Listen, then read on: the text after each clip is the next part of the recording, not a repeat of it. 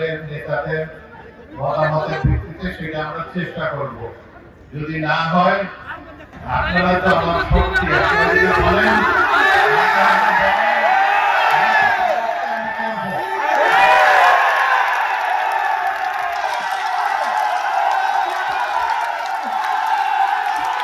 দল যেহেতু এখনো কেউ নমিনেশন দেয় নাই, আমরা যত কার্যকলাপ এখন করতেছি, প্রতিবাদ করি, যাই করি, এগুলো দলের বিপক্ষে যাচ্ছে না, কারণ এখনো দল কেউ নমিনেশন দেয় নাই।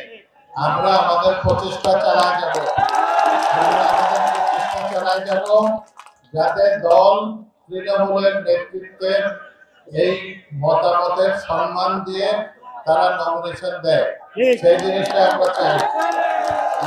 যে আমাদের ভারপ্রাপ্ত চেয়ারম্যান উনি এই তৃণমূলের মতামতের ভিত্তিতে উনি সিদ্ধান্ত নেবেন, যাতে করে আমাদেরকে দলের বিরুদ্ধে কোনো অবস্থান নিতে আমরা বাধ্য না হই। আপনাদেরকে একজনকেও ওনারা দলে রাখে নাই, ওনারা এখন দল করে হলো জাতীয় পার্টির কিছু লোক আর আওয়ামী লীগের কিছু লোক ওনাদের ঘাড়ে উঠছে। বাবু নিতা রায় চৌধুরী একদিন আমার অফিসে আসলেন, এসে বললেন যে আমাকে দলের থেকে প্রাথমিকভাবে সিলেকশন করা হয়েছে, আপনি এলাকায় আসেন, আমার জন্য একটু কাজ করেন। তখন আমি বললাম যে আমি কি কাজ করবো আপনার জন্য? আমি জেলের থেকে বেরোয় দেখলাম যে আপনার সাথে তো কেউ নাই, কাকে নিয়ে আপনি নির্বাচন করবেন? আমাদের দুই সাবেক উপজেলা চেয়ারম্যান আপনার সাথে নাই যে এখানে বসা, আমাদের 19টা ইউনিয়নের চেয়ারম্যান একমাত্র বাবুখালী ইউনিয়নের চেয়ারম্যান ছাড়া ওনার সাথে কেউ নাই, আপনি কাকে নিয়ে দল করবেন, ইলেকশন করবেন? আমাদের কয়েকদিন আগে যে নির্বাচন হলো, এই ওয়ার্ডের নির্বাচন, সেখানে আমাদের 513 জন নির্বাচিত হচ্ছে, সভাপতি, সেক্রেটারি, সাংগঠনিক। এর ভিতরে 501 জন ওনার বিরুদ্ধে মহাসচিবের কাছে চিঠি দিচ্ছে যে ওনাকে নমিনেশন দিলে এই ওনাকে পাস করানো কঠিন হবে। এখন আমাদের কি করা উচিত সেটা আপনারাই বলবেন। আপনারা যেটা বলবেন আমরা সেটা করব। কর্মীদের এখন অস্তিত্বের প্রশ্ন।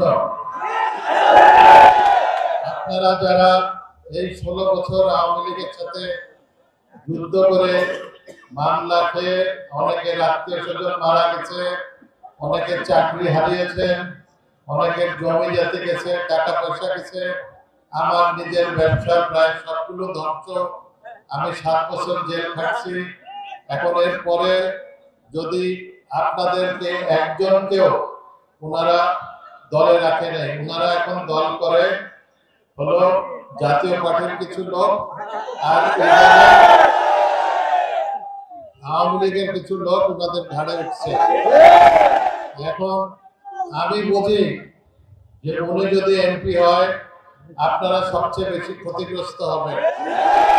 আপনারা 16 বছর মামলা খেলেন, আগামী 5 বছর হয়তো আবার আপনাদের মামলা হবে।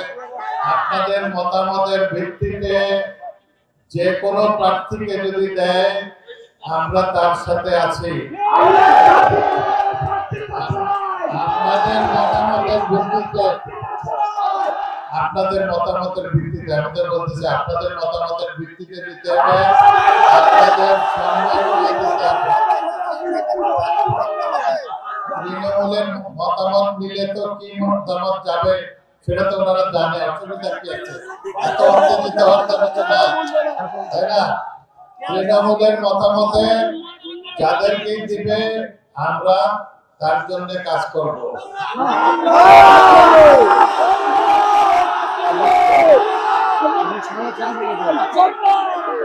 আপনারা ঐক্য ধরে রাখবেন, আল্লাহর উপরে ভরসা রাখেন, আমাদের নেতৃত্বের উপরে ভরসা রাখেন, ইনশাআল্লাহ আমাদের জয় হবে।